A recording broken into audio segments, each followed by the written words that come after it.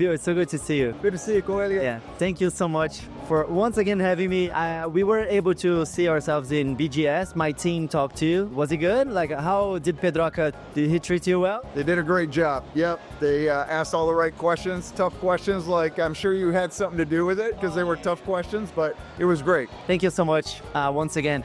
I was very happy to see Nintendo One Best Booth on BGS this year. I was hoping for that, and Nintendo was present in every major event in Brazil this year. Was it for like 4 events? Yeah, I think we're talking, what do we, help me out, but we got BGS, we had Gamescom, new big event for Brazil. I think that says a lot about how gaming is in Brazil and how it's being recognized globally, right? Then we have obviously CCXP, and then we also had Pokemon with their Latin America lead up to the World Championship on their trading cards, and many other competitions they had as well. So we were part of that whole event as well. So great way to reach out to fans and maybe some folks that don't even know Nintendo yet. Yeah, that's amazing. And is this for Nintendo for the future? For me as a fan, it seems like it's connected to what I've been seeing Nintendo doing lately. For example, one thing that fans kept asking a lot was for the Nintendo shopping tours,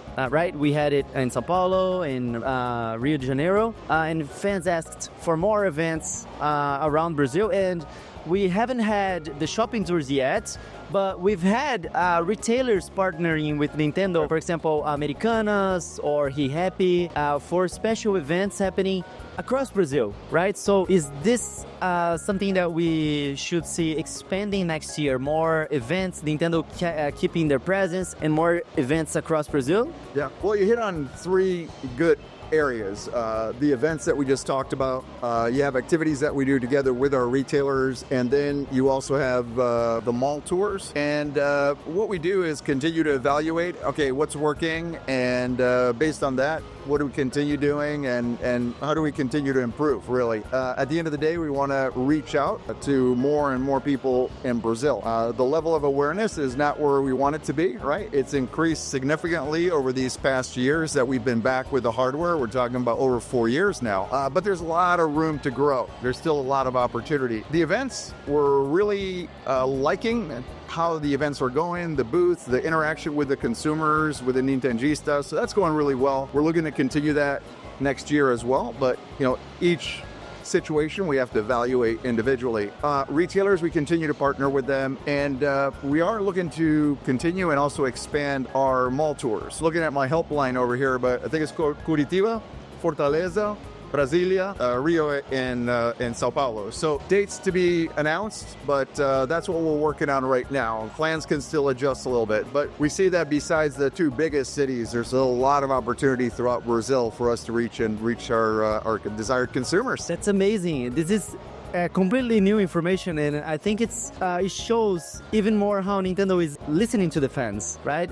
We've been hammering on this every time we meet, and every time there's a small step ahead, and this is one more, which is great. So thank you so much for this. And you talked a little about how Nintendo is growing in Brazil. Can you share? I don't know if this is something you can share, but for us fans, it's interesting to understand how this growth has been happening, like market share of Nintendo here in Brazil, comparing to other game companies. How is that developing, and I don't know if you can share any percentage or something like this. Fair question. Definitely, if you look at where we are in a country like Mexico, where we've been there consistently for many years, decades at this point, we have a market share right now that's right about 40%. If you look at Brazil, well, about 4 years ago, we were at 0. We just started, right? And right now we're at about 20%. But here's the thing. The way we're looking at Brazil is there's just opportunity for growth with the expanded audience as well. So first, you got the Nintendistas, and we love and we appreciate the Nintendistas, believe me. And that's something that's very special about Brazil. Then you also have the gamers. So people that are already into gaming, they may know about Nintendo, but they may not know everything that we have available. They may not know about all the localized games that are available now. So we still want to reach out to them as well. But then you have the expanded audience,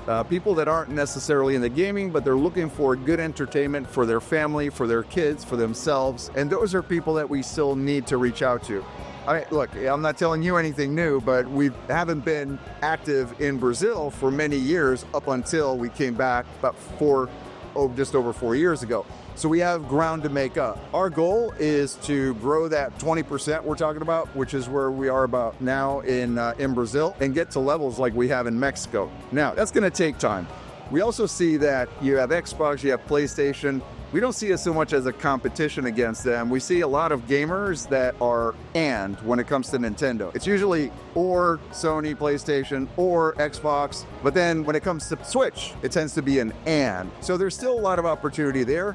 But there's also, we have a big opportunity that I think is unique to Nintendo, where we reach out to family, to kids, and we see that universe of gamers can expand significantly in Brazil. And that's part of what we're working on is reaching that expanded audience. Yeah, I understand what you're saying. Myself, of course, I love Nintendo. I prefer Nintendo.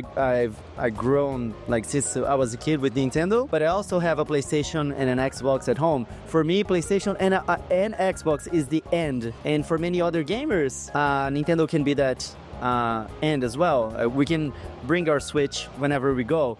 I like saying to people that Switch is the best companion for the adult life, because sometimes we don't have enough time, but we can bring it with us and play it in the intervals and stuff like that. So I think people can see, that the value of the proposition of the Nintendo Switch, and I'm very happy as a fan to see that growing here in Brazil. I have more people to share that with. And about the family that you've spoken, but when I look at the Nintendistas, we see people that love Nintendo when they were kids, and then they've grown. At least from my audience in my channel, I see the demographics are 25 to 35 years. Is that the demographics for Nintendo in Brazil in general, or is that only for the people who are actually actively looking for information online? Do you understand the question? Sure. One thing I'll share with you is when we compare where we are in Brazil, our demographics in Brazil, they skew older in Brazil than, let's say, the U.S. and in Mexico. And I keep on referring to Mexico just because of the size of the market, somewhat similar, so there's a lot of similarities to be had. I attribute it to two things. One is exactly what you said. Nintendo does have a long history here in Brazil, and that created a very passionate fan base that has not forgotten about Nintendo. And those gamers, and we're talking about in the 90s now, all right? Those gamers that were big fans now are having kids, and they're introducing their kids now to Nintendo. So that's one reason why we skew older. The other one is simply because we have not been consistently in Brazil, which is something that we're actively fixing now to make sure that we set things up so that we're here consistently. And in the process, we've lost several generations of kids that have come in and, grown up. And that's one of the opportunities that we still have, is to reach those generations of kids and families with kids that we've missed. So that's on us. It's work for us to be doing, but that's another reason why we skew older than in other markets. Eventually, we think that it'll become more similar to, again, a US or a Mexico. I play Nintendo games with my kid, and I think the localization is a long-term investment for Nintendo, right? It's very important. It's for my son, when he understands the game, is a whole new thing for him. So that's very important to guess just younger generations, right? So we can, I know you've said that before, but we can expect more and more games in Portuguese in the following years, right? Yeah, look, if we look at the trend that we've had, I'd have to go back and add up the exact numbers, but just first party, my numbers are correct. We started with 2, then it was about 3 or 4, and now I think this last year we got about 6 first party games that have been localized in Brazilian Portuguese. I'm really happy about this one, Zelda in particular, right? The first Zelda game that we have in Brazilian Portuguese, and we got a lot of great reaction from the fans on that one, because Brazil over-indexes when it comes to Zelda. Well, once we have more localized games for Zelda, I'm really interested to see what happens to the numbers. But I'll tell you one other thing that happened at BGS is I had multiple people that caught me at the show as I was running between meetings or interviews, and one of them in particular struck out, but this lady with a beautiful 5-year-old daughter got me. I stopped and she said, "Hey, I just want to say thank you because," and her English was a little bit broken, but my daughter can now play, about 5 years old, because she doesn't have any English, but she can play the games in Brazilian Portuguese. And that's something that it makes it all so worthwhile, right? Continuing to work on this. So we know we have work to do, but we're slowly but surely getting there, and we're making progress. So it really stuck out because that was one example, but it happened multiple times at BGS, and it really, really hit home, man. I loved it. For the games in Portuguese, there are a few services as well that Nintendo is maybe testing outside of Brazil, and we don't know if they're coming to Brazil, and we're still without information about that. I'll give you one example. Recently, Nintendo has been doing the Nintendo Switch Online test program, which they didn't disclose many information about that program yet, but we didn't have access to that program here in Brazil. I understand maybe you cannot give more details about the test program, but I'm a little bit worried about new services that Nintendo is going to be releasing and they're not going to be available in Brazil. Can we rest assured that even the services, aside from the games, even the next services that Nintendo will be launching, Brazil is a priority as well? I would have to tell you that I don't know everything that's in the works, right? Because there are things that I'm aware of and there are things that are just barely getting started. So everything that's out there, there's a pretty long pipeline of more services and games that are coming. But what I can tell you is that Brazil is absolutely on the radar screen of Nintendo. And that goes all the way back to Japan. There's good and bad things about being on the radar screen, right? Because they take notice, so we get a lot of more questions as well. You ask tough questions. You see my bosses in Japan, they ask a lot of tough questions too.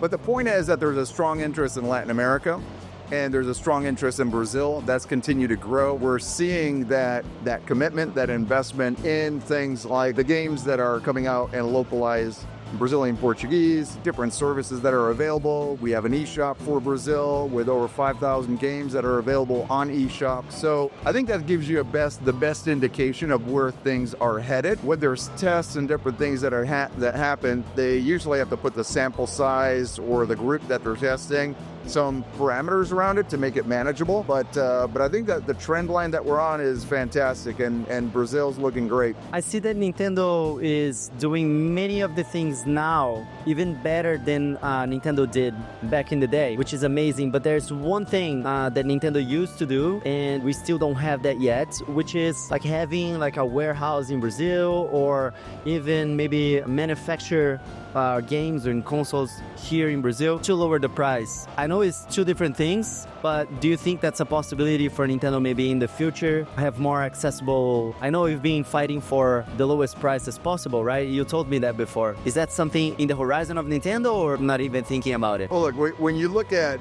the world right now, it is so interconnected. And what we have to do is look at scale. We have to look at various factors, many different factors, and figure out, we're starting to get into details like supply chain and logistics and everything else, and cost of manufacturing, and also tariffs and duties and import taxes, right? So there's a whole lot of factors that come into play. My objective and our objective as a company is really trying to bring the products to the consumers at the most affordable place. So whether that is doing certain things locally, whether it's doing it in the US, whether it's doing it in Asia or somewhere else, it's all something that has to be evaluated. But there's no definitive plans. There's things that we're already doing in Brazil, but there's not much else to share as far as anything changing.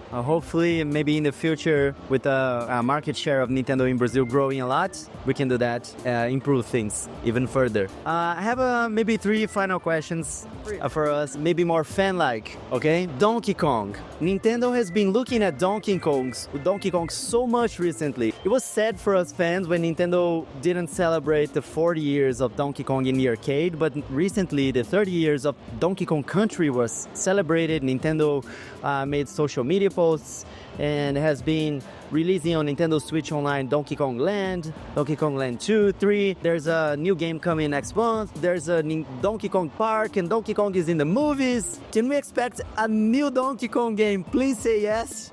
Well, it's coming up in January, right? So there we go. So that's a big one right there. All right. Yeah, okay, January.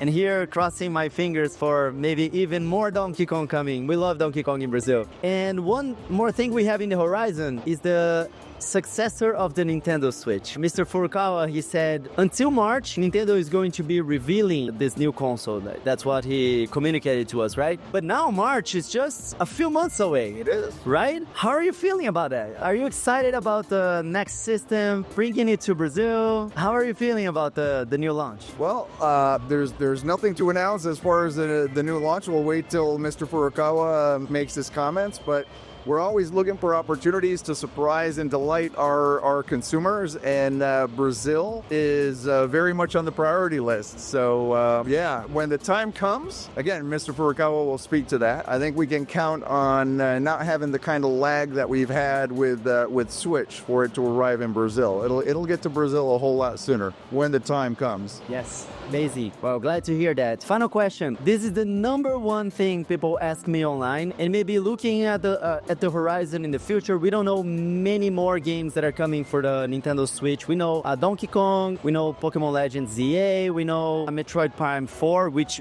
we still don't know if it's going to be in Portuguese or not. Crossing my fingers for that. But I would like to ask you, vale a pena comprar um Nintendo Switch em 2024? Well, of course, I'm biased, and I would say absolutely yes. We don't know when a new console will come, and in the meantime, like I said earlier, there's over 5,000 games to be played on Nintendo Switch. So I don't want to downplay the cost of the console itself, of the games. I understand that. And like we said earlier, we're always looking at how to drive those prices and make them as affordable to the end consumer as possible. But the value, the entertainment value of the system continues to be very, very strong. So my answer would be absolutely. I'm looking forward to playing many of the games that we already have, with my family this holiday season. So yeah, we're going to get a lot of use, and I'd hate for somebody to wait indefinitely to be able to enjoy the console. Yes, people are waiting to play Tears of the Kingdom. Please play that. Are you going to be playing a lot with your family Mario Party Jamboree?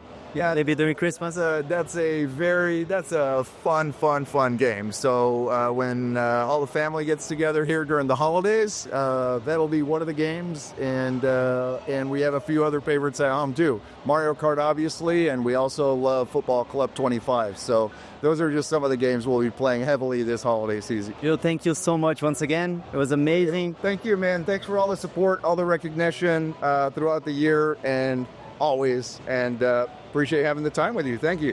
We'll be looking forward for more Nintendo presence in the next events. So thank you so much.